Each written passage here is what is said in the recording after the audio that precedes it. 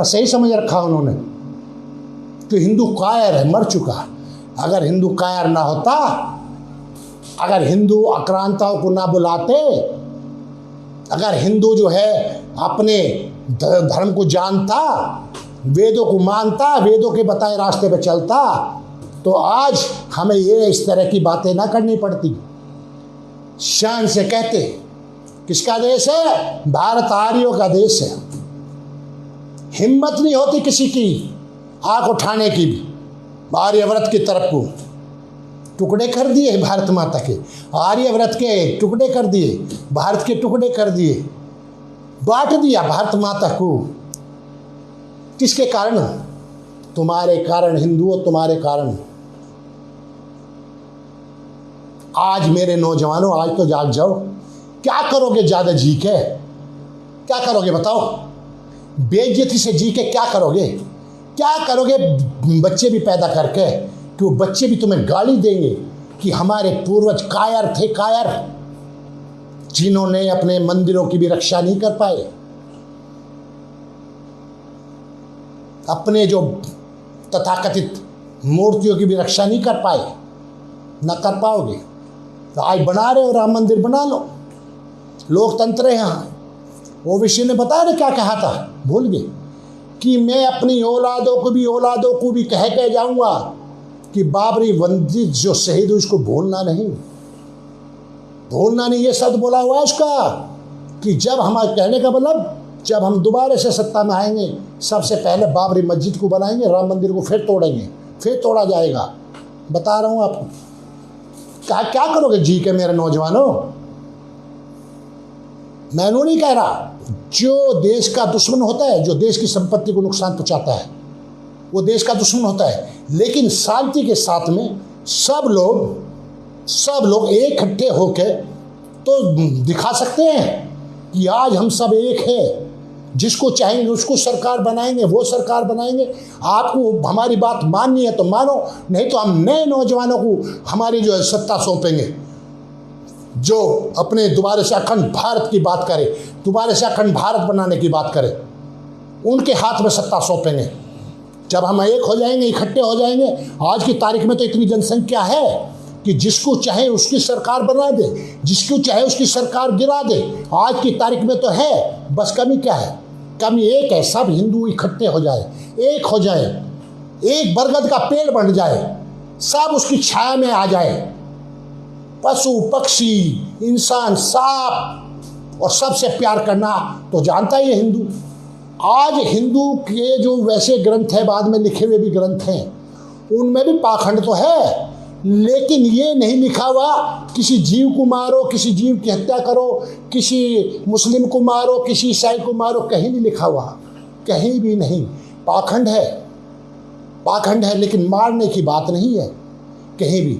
प्यार करने की बात है, जीवों पर दया करने की बात है। वहाँ भी पुराणों में भी पाखंड तो है पुराणों में, लेकिन वहाँ भी जीव से प्यार करने की बात है। तो मेरा हिंदू अगर इकट्ठा हो जाए, सब एक साथ हो जाएं कि हम ऐसी सरकार लाएंगे जो अपने देश के लिए काम करेगा, जो दोबारा से फिर से अखंड भारत बनाएगा, दोबारा से फिर से आर्यव्रत बनाएगा।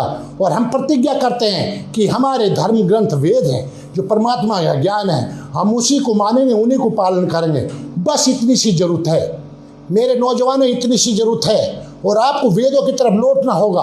और आज बता रहा हूँ कि आपको मौका है। महेंद्र पाल आर्य जैसा आपके पास एक ऐसा बुद्धिजीवी इंसान है जो इस्लाम को भी जानता है बारीकी से और वैदिक धर्म को भी जानता है।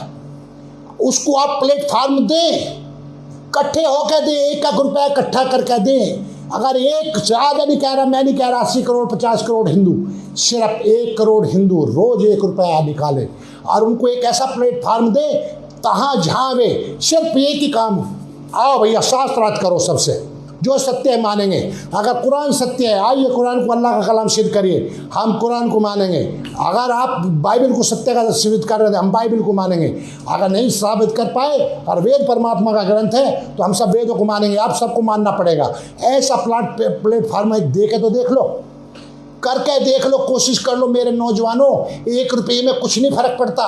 सिर्फ 1 करोड़ हिंदू 1 करोड़ हिंदुओं से मैं हाथ जोड़ के विनती करता हूँ, हाथ जोड़ के, सिर्फ 1 करोड़ नौजवान, 1 करोड़ हिंदू, 1 करोड़ हमारी माताएं बहनें, सिर्फ 1 रुपया करके उनको मत दो, पंडित महेंद्र पाल आर्य को मत दो, 1 रुपया मत दो।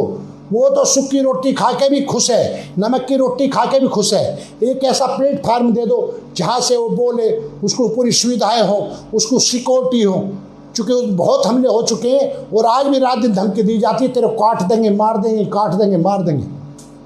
वो तो हमारे लिए भी बोला जाता है, खैर, लेकिन हमें कोई परवाह नहीं होती ऐसे बोलने वालों की, चूँकि हम मरते ही नहीं तो हम डरेंगे क्यों? जब नहीं डरे अब क्यों डरेंगे? आ सामने तेरे में दम है तो हम बता देंगे तुझे। लड़ाई में कोई फूल तो बिखरते नहीं है। तू तगड़ा होगा, तू जीत जाएगा, मैं तगड़ा हूँगा, मैं जीत जाऊँगा, आज सामने जिसमें दम है। अभी जो दंगे हुए थे दिल्ली में, कितनी बड़ी प्लानिंग थी आप सोच सकते हो? जो ताहिर हुसैन था, देखिए कितनी बड़ी प्लानिंग करी हुई थी दंगों से 2 महीने पहले से। वहाँ पूरा जो है लोहे की रोड के साथ में वेल्डिंग करा के पूरा इंतजाम किया गया, उस पर गुलेग बनाई गई ताकि जो पेट्रोल बम है हम लोगों के घरों पे फेंक दे, लोगों के ऊपर फेंक दे। कितनी बड़ी तैयारी थी। आज डिबेट चल रही थी मीडिया पे, क्या कोई हिंदू, कोई मुसलमान भी तो मरे हैं। वो कह रहा है, एक वो क्या नाम है उसका, लड़की है कोई, जान करके है, कुछ जान करके है, वो एक दूसरा कि वो हिंदू मरे तो मुसलमान भी तो मरे। अबे मरे क्यों? ये झगड़ा क्यों हुआ? पहले ये बता। CAA जब तुम्हारा कोई लेना नहीं देना नहीं, तुमने साइन बाग, फलाना बाग, ये बाग वहाँ इकट्ठे करके जो तुमने जो है वो कर रखा था हंगामा, तो उसका नतीजा हुआ, झगड़ा हुआ। अब झगड़ा हुआ, तुमने मारना काटना शुरू कर दिया तो दूसरे कुछ नहीं करेंगे, क्रिया की प्रतिक्रिया नहीं होगी। और तुमने हिंदुओं को 20 को काटा, 30 को काटा, तो 2-4 तो हिंदू भी तुम्हें काटेंगे नहीं काटेंगे। ये हुआ बस। हिंदू मुस्लिम भी तो मरे। अबे मुस्लिम मरे, शुरुआत किसने करी? शुरुआत किसने करी? तुम तैयारी कर रहे हो, एंगल बना रहे हो, गुलेल बना रहे हो, यूट्यूब पर जो दिखाया जाता है, सीरिया में दिखाया जाता है ना, सीरिया का, वो देखो उस तरह का पूरा प्रोग्राम उनका जो है सेट कर रखा था बिल्कुल। किस तरह से मारा गया अंकित शर्मा को, आप देखियो कितने चक्कू मारे गए इसको। क्यों? कि काफिरों के अंदर भय बैठाने के लिए। कुरान कहता है, कुरान कहता है, मैं नहीं कह रहा, कुरान कहता है। इतने चक्कू मारने की क्या जरूरत थी? क्यों मारे गए? ताकि काफिरों के अंदर भय बैठे। काफिरों के दुकान में आग लगा दी गई। एक लड़का था, उसको ड्रिल से छेद करके मार दिया गया, ड्रिल चला दी मशीन पे, और उसको जो उसकी दुकान में जो फूंक दिया, भय बैठाने के लिए। क्या इसीलिए इन लोगों को हमने जो है अपने देश में जगह दी थी? क्या पहली मस्जिद हमने हमारे राजाओं ने इसलिए दी थी केरल में कि मुसलमान जो है, जो हमारे वो है, वो हमारे पे अत्याचार करेंगे, हमें ही कहेंगे तुम्हारे बाप का देश है क्या? क्या इसलिए भारत पाकिस्तान का बंटवारा हुआ, उनको पाकिस्तान ले लिया, इस्लामी देश बना लिया और फिर भी यहाँ रख लिया? इसलिए रखा था कि ये जनसंख्या बढ़ा के फिर हमसे कहेंगे कि थारे बाप का देश है, हमसे ही कहेंगे। हम नहीं बोलते भारत माता की जय, हम नहीं बोलते वंदे मातरम। आ जाओ जिसमें दम है, 15 मिनट का टाइम दे दो, पुलिस को हटा लो, हम तो काट देंगे हिंदुओं को, 100 करोड़ हिंदुओं को काट देंगे। कौन कह रहा है? मैं कह रहा हूँ कि मुसलमानों को काटेंगे। हमने कभी कहा है? कौन कह रहा है? शेरनिया बता दिया, जो शाहीन बाग में बैठी थी, शेरनिया। वही शेरनिया जब मोदी ने कहा कि 500 रुपये आपके खाते में आएंगे, वो शेरनिया लाइन लगाए पड़ी।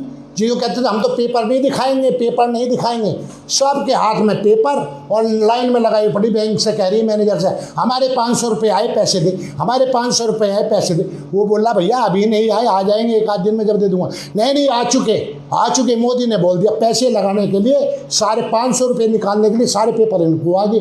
और वो कह रहा है वो ओवैसी, कोई हम अपनी जान छत्ते आगे कर देंगे, गोली खा लेंगे, पेपर नहीं दिखाएंगे। तेरा तो बाप भी पेपर दिखाएगा। बगैर पेपर दिखाए तो कहीं चला जाइए, ना विदेश जा सकता ना कहीं जा सकता।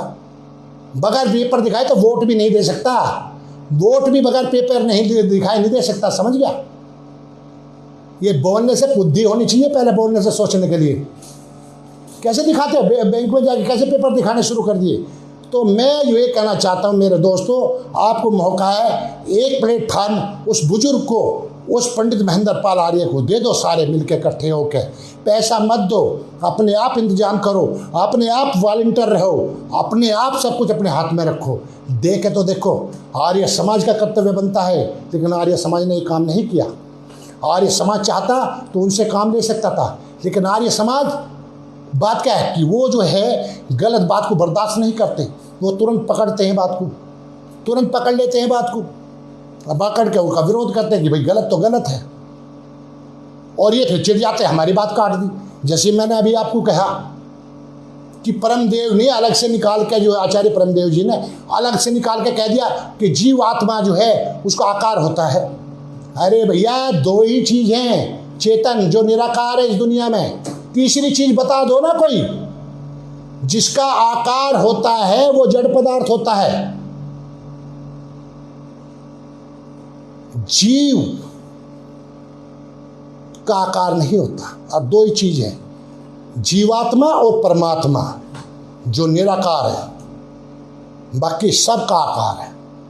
प्रकृति चाहे छोटा कण है, छोटा कण है, वो कण है, उसमें भी बताते हैं कि इतना बड़ा है जीवात्मा कि सुई के जो है, एक बाल के जो है 10,000 गुना उसको आकार है, उसका परिणाम है। अरे जब भाई महर्षि देवदयान ने कहा निराकार है, हमारे महापुरुष कह रहे निराकार है, तो तू भैया अलग से कहाँ से चल रहा है? लीक पाड़ के दिखा ना आकार, फिर साबित कर सबके सामने, कर डिबेट। आप लोग तो बुद्धिमान लोग हैं, आचार्य लोग हो, आप तो आचार्य लोग, आप इतना अच्छा काम कर रहे हो, और जरा सी बात के लिए आप जो हम जैसे लोगों को भी जो है दुख हो रहा है, इसलिए आपको बोलना पड़ रहा है, जबकि आप इतना बड़ा काम कर रहे हो। हैं क्यों कर रहे हो? निर्माती सभा के थ्रू, आर्य समाज के थ्रू क्यों नहीं करते? जब महर्षि देवदयान ने आपने एक प्लेटफॉर्म दे दिया आर्य समाज, तो उसी के उसमें क्यों नहीं करते? निर्माती सभा, आर्य महासंघ बनाने की जरूरत क्या है? उसी को लेके काम क्यों नहीं करते? भूखे हो भूखे, भूखे हो भूखे, सब लूट खाना चाहते हैं, सब लूट खाना चाहते हैं, दुनिया को धोखा दे रहे हैं। एक निर्मात्री सभा से आपने निकाल दिया होगा, एक हमारी उषा बहन जी आ रही है, बिचारी ने विश्वास करा जसबीर पे, जो निर्मात्री सभा में था, उससे जो है 30 लाख रुपए खा गया, और अब उसको धमकी देता है, अगर ज़्यादा बोलेगी तो मार दूंगा, मेरे जवान लड़के मार दूंगा। आज के ये आर्य हैं, ये आर्य पैदा करते हो तुम, ऐसे आर्य पैदा करते हो, इनको आर्य कहोगे अनार्य कहोगे? अगर उस जसवीर में जरा सा भी, और कहता है मेरे से बात हुई, मैंने कहा आचार्य जी क्या बात कर रहे हो, बहन जी के पैसे दे दो। नहीं इतने नहीं थे, 20 लाख थे। तेरे बगैर जितने दिया है ना, नहीं आऊँगा, आप मेरे से यज कराइए। क्यों करो भाई तेरे जैसों से यज में, क्यों करो मैं तेरे जैसों यज? मैं अपने आप यज कर लूँगा, मैं पढ़ लूँगा मंत्र जो है, पढ़ दे के पढ़ लूँगा। अगर मेरे पे नहीं बोलने आएंगे तो किसी और विद्वान को बुला लूँगा, उससे यज करा लूँगा। तो यज तो ये है ना, जाके उसके बहन जी के पैसे देखा उस आर्य के, जिसके पैसे खाए बैठा है। ये है तुम्हारा काम, एक घी की फैक्ट्री लगा दी। अरे कोई भी देसी गाय का घी, आज मैं बता दूं, तुम्हारी बात आ गई, लंबा तो बहुत हो गया, लेकिन सुन लो। हाँ, कुछ लोग, ज़्यादातर लोग तो हमारे किसान ही लोग जुड़े हुए होंगे। भैया देखिए देसी गाय कितनी है, किसके पास कितनी है। देसी गाय के दूध में जो 3.5 से 4% फैट होता है, 25-30 किलो दूध में जो 1 किलो घी बनता है, और ये 500 रुपये देसी गाय का घी कह के कैसे बेच देंगे? झूठ बोल रहे नहीं बोल रहे? 100 रुपये किलो का जो एक वो बटर ऑयल आता है, उससे मिला के घी बढ़ा कर 500 रुपये, 450, 550 रुपये बेच रहे हैं। देसी गाय का घी मिल जाएगा आपको। कोई कह रहा 50,000 किलो बिक रहा मेरा, कोई कुछ कह रहा है। ये झूठ नहीं है, पाखंड नहीं है, लोगों को धोखा नहीं दे रहे। वो फैक्ट्री लगाई थी उसने, वो फैक्ट्री लगाने के लिए उषा बहन जी से पैसे खा गया। अपने आप को आर्य कह रहे हैं, आचार्य कह रहे हैं, विद्वान कह रहे हैं। यही है विद्वान लोग, यही इसलिए दुनिया में आ रहे, यही संदेश दिया परमात्मा ने, यही है वेदों का ज्ञान कि अब बहन कहकर उसको लूट लो। उस बेचारी ने अपनी एफडी तोड़ के, ये बात तो बात आगे मैं कहना नहीं चाहता था।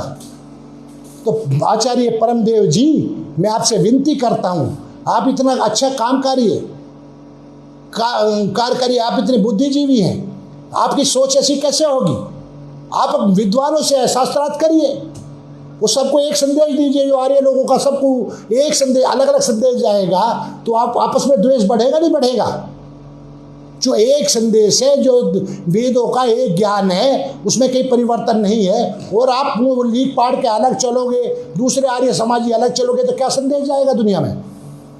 मैं आपसे हाथ जोड़ के विनती कर रहा हूँ, इस मसले को जीव आत्मा और परमात्मा निराकार है, आपस में साथ करके निपटाइए। और दोनों ही निराकार है, आकार नहीं होता जीवात्मा का। दो ही चीज़ है जिनका आकार नहीं है पूरे ब्रह्मांड में, जीवात्मा और परमात्मा।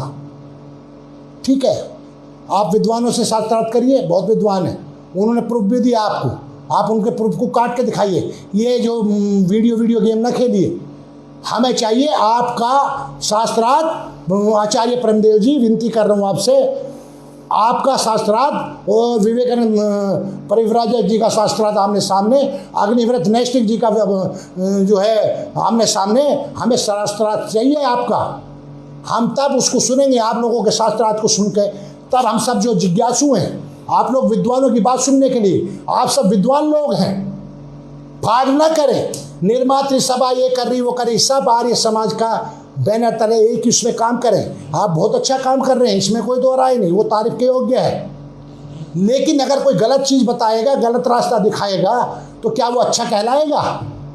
मैंने पूछा भैया ये रास्ता कहाँ जा रहा है, और मुझे कोई गलत राह बता देगा, तो वो अच्छा आदमी कैसे होगा, अच्छा नहीं होगा। आचार्य जी, मैं विनती कर रहा हूँ आपसे, मैं आपकी बात को, मैं जो निर्मात्री सभा से जुड़े हुए हैं उनसे सबसे कह रहा हूँ, आप सबका कर्तव्य बनता है, सबको आर्य समाज को एक बैनर तले, आर्य समाज जो महर्षि देवदयानंद बना के गए, बता गए हैं, सिर्फ उन्हीं के बताए रास्ते पर चलें, अपना लीक पाड़ के इधर उधर न चलें। ये मैं विनती कर रहा हूँ, नुकसान होगा, गुट बन जाएंगे, गुट बन जाएंगे तो फिर कोई फायदा नहीं होगा। फिर जैसे और मतांतरों में गुट है, फिर आप इस्लाम वालों पे क्यों, कैसे तुम सवाल खड़े करते हो, अधिकारी नहीं होगी कि तुम्हारे तो 74 फिरके हैं, और वो भी खड़ा करते हैं हिंदुओं पे, जो भाई हिंदुओं में तो जातिवाद है। फिर तुम में क्या फ़र्क रह गया फिर, अगर तुम भी लीक पाड़ के अलग अलग मान्यता का काम करोगे, अलग अलग विचारों को लेकर चलोगे, महर्षि देवदयानंद के बताए पर रास्ते पे नहीं चलोगे, तो काहे के महर्षि देवदयानंद क्या नहीं आई हो।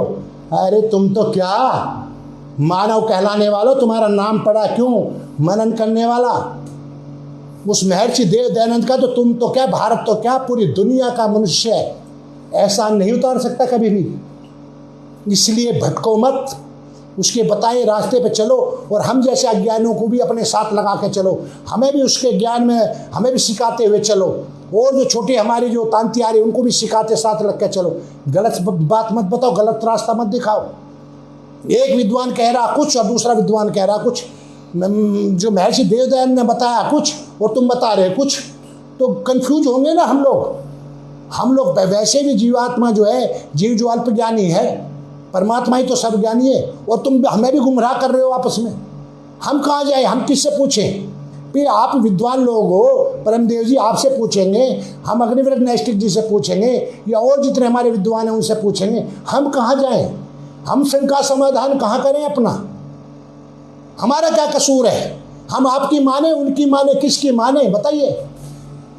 हमें क्यों गुमराह कर रहे हो आप। इसलिए आप लोग शास्त्रार्थ करें, जितने भी विद्वान हैं आपस में शास्त्रार्थ करें, दूसरों से भी करें, और आपस में जो जितने भी वैदिक धर्म को मानने वाले, जहाँ जहाँ थोड़ा बहुत भी मतभेद है उसमें शास्त्रार्थ करें, वो शास्त्रार्थ करके उसको दूर करें। जो सत्य है उसको माने, असत्य को छोड़े। यही महर्षि देवदयानंद ने कहा है आर्य समाज के 10 नियमों में, कि सत्य को अपनाना और असत्य को छोड़ना, ये मानव मात्र का धर्म है, कर्तव्य है। और आप बताओ हम कहाँ जाएं। परमदेव जी आपकी बात माने या दूसरे विद्वानों की माने, किसकी माने, बताइए आप। मेरे दोस्तों, मेरे सब लोगों, आर्य समाज सब हिंदुओं को साथ में जोड़ के चले। हिंदू समाज की क्षत्रिय हो आप, बुद्धिजीवी लोग हैं आर्य समाज में, मैं इस बात को मानता हूँ। मैं भी एक पौराणिक परिवार से हूँ, लेकिन मैंने सत्य को जाना, इसलिए मैंने आप लोगों की शरण में आया।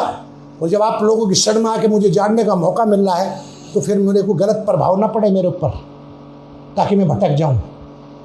तो दोस्तों, फिर मैं नहीं आ रहा हूँ कि आप सब एक ऐसा मंच बनाएं जहाँ से हम अपने धर्म का प्रचार कर सकें, सब हिंदुओं को एक सुई के नकवे में निकाल सकें, सब एक हो जाएं, पाखंड को छोड़े और सत्य को माने, और जिस तरह की सीरीज आ रही हैं, हमारे फौजियों तक को बदनाम किया जा रहा है, उनके लिए खड़े हो जाए कि वो हमारे रक्षक है, कि हम बर्दाश्त नहीं करेंगे।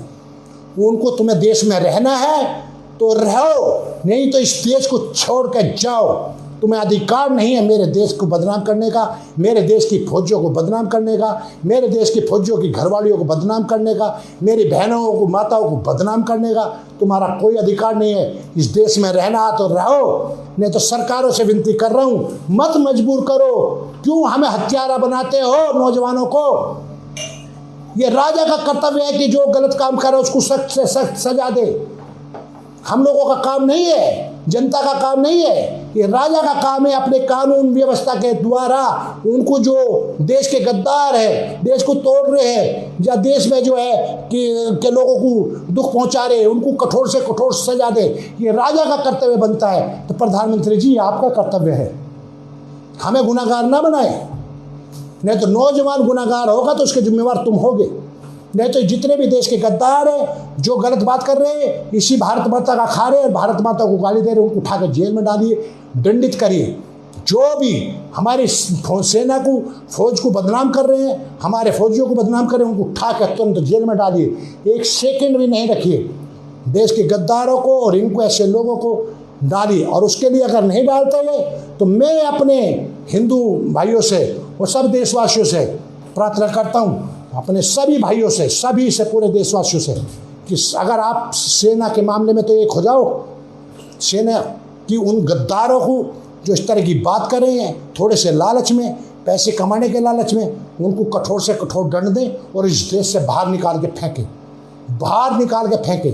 चाहे रोड पर आना होगा, ये कोरोना का ख़त्म हो जाए सिस्टम, इनको रोड पर आना होगा। इनको जितने भी गद्दार हैं, जितने भी गद्दार हैं, चूँकि इस बात पे हमने देश का बंटवारा कर चुके हम, अब दोबारा बंटवारा नहीं होगा। जिसको जाना जाइए आराम से, प्यार के साथ में, हाथ जोड़ के। और यहाँ रहना है तो भारत के जो नियम है उनको मानना होगा।